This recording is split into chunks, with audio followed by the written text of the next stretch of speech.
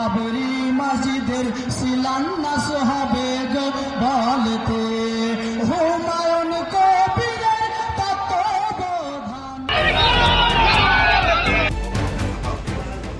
पश्चिम बंगाल के मुर्शिदाबाद में बाबरी मस्जिद की नींव रखने के बाद एक और चौंकाने वाला खुलासा सामने आया है।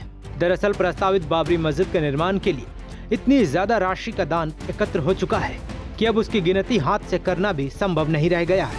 इसको देखते हुए विधायक हुमायूं कबीर के निवास स्थान पर एक विशेष मनी काउंटिंग मशीन लगाई गई है।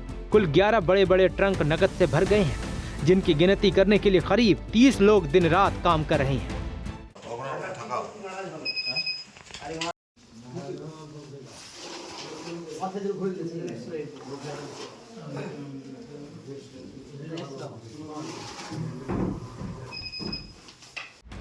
हुमायूं कबीर ने बताया कि डिजिटल माध्यम से भी इस मुहिम को जबरदस्त प्रतिक्रिया मिली है। खासतौर पर QR कोड स्कैनिंग के जरिए अब तक करीब 93 लाख रुपए का दान प्राप्त हो चुका है। नकद राशि की गिनती और उसके रिकॉर्ड की अलग से सत्यापन प्रक्रिया चल रही है, जिसमें अभी कुछ समय लगेगा। इस आर्थिक समर्थन ने मुर्शिदाबाद में 6 दिसंबर को प्रस्तावित बाबरी मस्जिद का शिलान्यास को बहुत मजबूत किया है। हुमायूं कबीर ने हाल ही में निर्माण स्थल पर जाकर ईंट रखकर इसका हिस्सा बने। वहीं हजारों की मौजूदगी में सऊदी के इमाम ने दुआएं भी पढ़ी, जिसका वीडियो इंटरनेट पर तेजी से वायरल हो रहा है। अल्हम्दुलिल्लाह अल्लाहुम्मा आमीन। रब्बना फग़फिर लना ज़ुनूबना वकफ्फिर अन्ना सय्यिआतिना वतवफ़्फ़ना मअल अबरार। रब्बना तक़ब्बल मिन्ना इन्नका अंतस समीउल अलीम। अल्लाहुम्मा तक़ब्बल हाज़ल मस्जिद अल्लाहुम्मा तक़ब्बल मिन्ना हाज़ल मस्जिद अल्लाहुम्मा तक़ब्बल मिन्ना हाज़ल मस्जिद। आमीन। ऐसे में ये आंदोलन अब मुर्शिदाबाद तक सीमित नहीं रह गया है। बीरभूम और मालदा जैसे आसपास के जिलों से भी बाबरी मस्जिद के निर्माण के लिए ठोस प्रस्ताव आने लगे हैं। रामपुर हाट, सूरी और मालदा के कई लोग रेजी नगर पहुंचकर हुमायूं कबीर से सीधे संवाद कर चुके हैं। हुमायूं कबीर ने साफ किया कि इन प्रस्तावों पर गंभीरता से विचार विमर्श किया जा रहा है। आने वाले दिनों में इस मुहिम से जुड़े कई बड़े ऐलान हो सकते हैं, जो पूरे क्षेत्र और उससे भी आगे तक प्रभाव डालेंगे।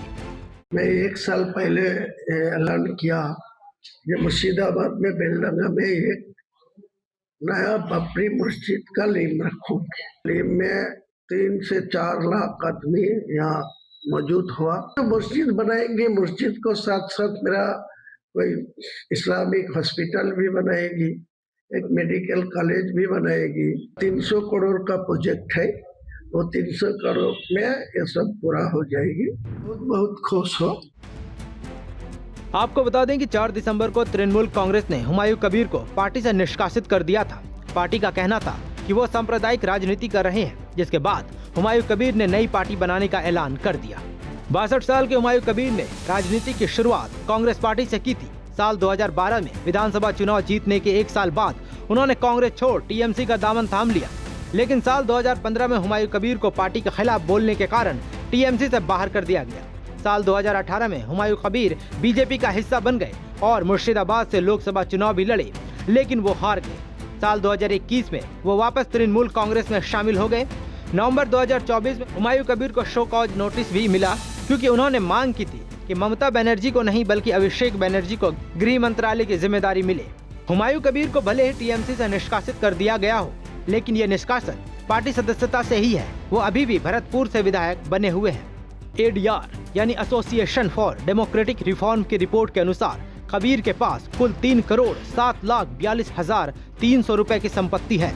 इनमें 96,75,930 रुपए की चल संपत्ति, जबकि अचल संपत्ति 2,10,66,370 रुपए है। ये आंकड़े पश्चिम बंगाल विधानसभा चुनाव 2021 में दाखिल हलफनामे से लिए गए हैं। चुनाव आयोग को दिए हलफनामे में उन्होंने एक टाटा स्ट्रॉम सफारी कार 3,95,000 रुपए के 80 ग्राम सोने की जानकारी दी थी।